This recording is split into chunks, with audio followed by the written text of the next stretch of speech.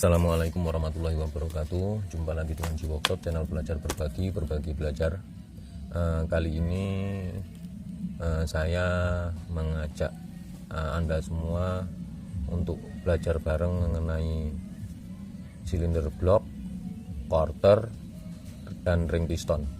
Mungkin untuk para master dan para suhu ini mungkin udah nggak berguna lah, mungkin hanya video candaan. Oke. Mohon izin para master, mudah-mudahan ini bermanfaat untuk para pemula seperti saya dan para adik-adik kita yang masih di bangku sekolah. Oke. Nah, pertama kita bahas mengenai quarter. Jadi sering terjadi ketika blok di quarter jarak berapa bulan itu udah rusak lagi, khususnya 4 tak ya udah ngasep lagi.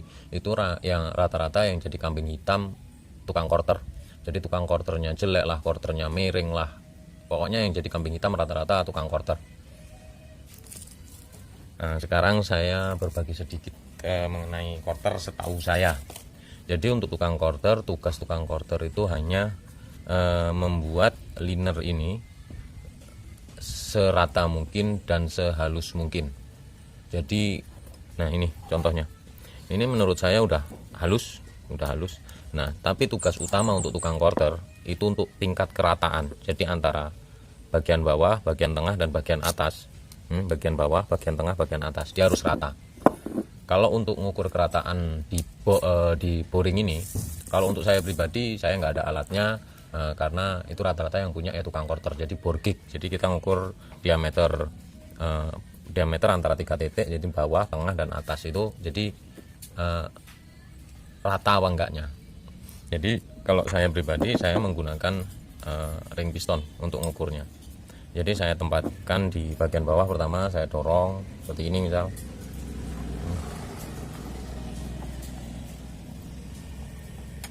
Saya dorong. Nah, ini di bagian bawah sini, ini masuk dalam lagi lah, sebelah sini. Ini saya ukur gapnya berapa, terus dilihat, sambil dilihat posisinya seperti ini. Dilihat bagian bawahnya itu posisinya seberapa, terus dorong lagi ke atasnya itu seberapa. Ada perubahan yang ekstrim enggak? Kalau nggak ada perubahan yang ekstrim, menurut saya tugas tukang quarter sudah cukup. Saya pun pernah ketemu dengan tukang quarter yang nggak tahu lah, mungkin dia masih ngantuk apa seperti apa. Nah, kalau quarter yang kasus, gapnya nggak kelihatan ya. Nah, ini gapnya nih. Gapnya nggak jelas. Oke. Nah, saya dorong, saya ukur bagian gap ininya sambil saya liatin. Kalau di HP kurang jelas gapnya. Oke, kalau di HP kurang jelas. Nah, oke. Nah, saya ukur, saya dorong lagi ke atas, saya dorong lagi ke atas. Nah, ini rata. Saya pernah ketemu hasil quarter yang saya ukur menggunakan ring. Waktu di bagian bawah ringnya terbuka, cuman waktu di bagian tengah gapnya ini nutup. Waktu di bagian bawah dia terbuka, cuman waktu di tengah tutup. Waktu dorong lagi ke atas buka lagi. Itu sudah bisa saya pastikan boringnya bermasalah. Jadi walaupun motor itu waktu kita rakit itu untuk sehari 2 hari itu nggak bermasalah, tapi untuk keawetan ring piston dan motor itu untuk awet nggak akan mungkin. Terus kita bahas untuk ring piston. Kalau untuk tukang quarter, pesan saya bagi tuser seperti saya, jangan dulu kita mengkambing hitamkan tukang quarter. Kalau kita sendiri nggak mau mengerti dan nggak mau menguji bagaimana tukang quarter sebelum kita pasang ke motor. Kalau kita sudah berani memasang ke kendaraan, berarti kita harus yakin bahwa barang yang ke quarteran si tukang quarter ini berarti udah tanggungan kita, udah bukan tanggungan tukang quarter lagi. Oke, salam tukang quarter. Terus sekarang untuk ring piston. Untuk ring piston ini hanya berbagilah sedikit. Ini intinya yang saya ingin bagi ini. Nah, untuk ring piston ini nggak harus original, nggak harus yang mahal, karena saya juga pernah ketemu ring piston yang bukan original tapi harganya jelas cukup lumayan, merek yang cukup terkenal, tapi ternyata ring pistonnya bermasalah. Jadi gapnya, jadi ini pistonnya ini udah bener-bener bagus, sudah rata, tapi gapnya saya masukkan ke linernya, gapnya udah ketemu di angka 30, 0,30. Nah, gap yang standar yang sering saya pakai itu gapnya di angka 0,15. Nah biasanya yang kayak gini, nah ini ringnya dulu lah, kita bahas ringnya dulu. Ini ada 2 ring. Yang pertama ini ringnya lebih mengkilat. Nah salah satu ciri-ciri ring kompresi pertama atau ring api ini lebih mengkilat, terus sebenarnya lebih lentur. Terus kalau dilihat benar-benar pas di bagian atas, bagian dalam, nah ini ada R-nya, tanda R. Yang bagian atas bagian dalam ini ada tirusnya. Kalau nggak salah tujuan dari pabrik membuat ring seperti ini, jadi tendangan ledakan bahan bakar di dalam silinder itu dimanfaatkan salah satunya untuk mendorong ring ini ke dinding, menekan dinding silinder.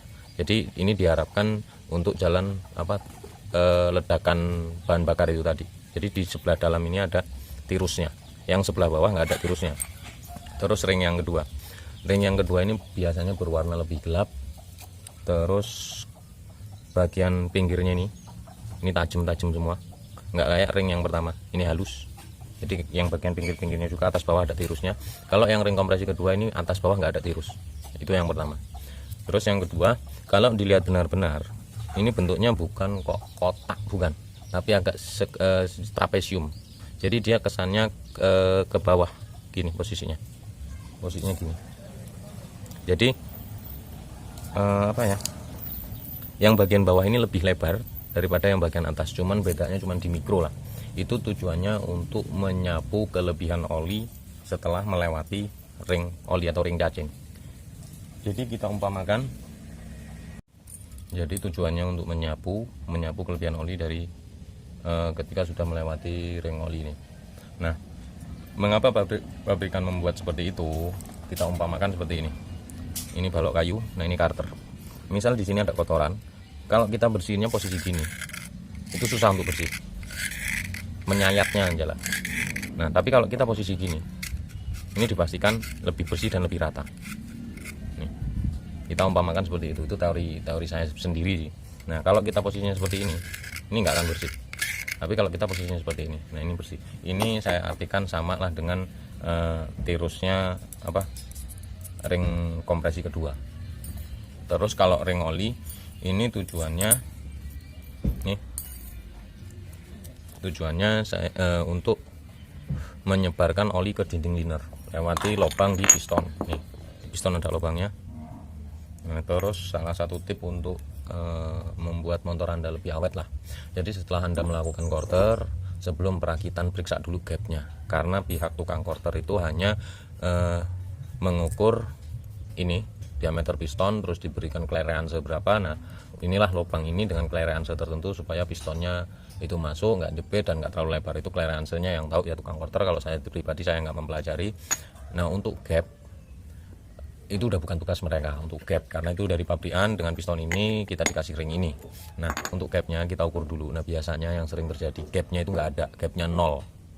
Kadang gapnya itu nggak ada 0,10, bahkan nggak ada lah gapnya. Nah, ini bekasnya nih kelihatan nih, ini bekas saya gerinda. Ini saya kurangin untuk menciptakan gap. Saya pakai untuk ukuran ini saya pakai rata-rata di ring pertama dan ring kedua saya pakai gap di 0,15 mili sampai 0,20.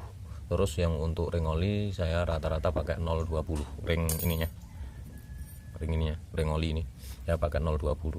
Nah, kalau sampai kita nggak periksa, iyalah kalau ininya ada gapnya, kita nggak periksa tetapi ternyata udah ada gapnya, itu nggak masalah. Cuman yang fatal kalau kita nggak meriksa sama sekali, ternyata gapnya itu nggak ada. Nah, posisinya seperti ini, itu sudah bisa saya pastikan motor 3 bulan 4 bulan pasti, kalau nggak bloknya yang kalah, ringnya yang habis.